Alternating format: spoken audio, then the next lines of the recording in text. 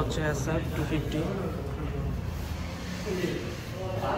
SF 250 আর normal 250 মধ্যে তেমন change নাই, শুধু ফেয়ারিংটাই চেঞ্জ।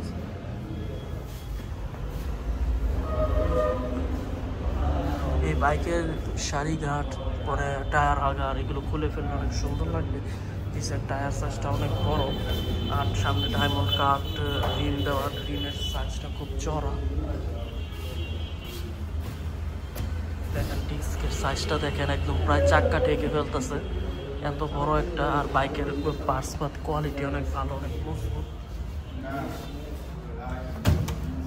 এই যে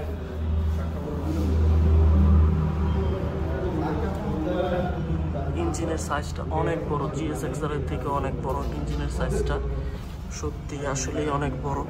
দেখে আপনারা ক্যামেরায় দেখে বুঝবেন না, কিন্তু বাস্তবে অনেক বড়। এটাতে associate Suzuki oil cooling system দেওয়া, রেডিয়েটরটা এত বড়। আর এটার 150 থেকে আরও চেঞ্জ আছে।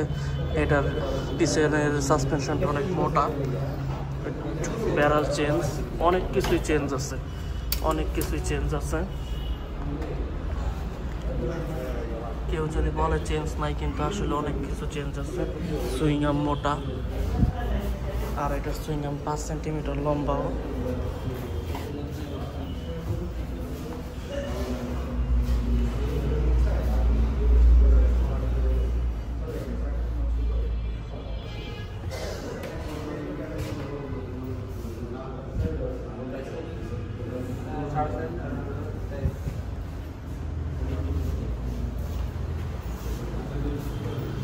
সুইচ কোয়ালিটিও ভালোই, খারাপ না।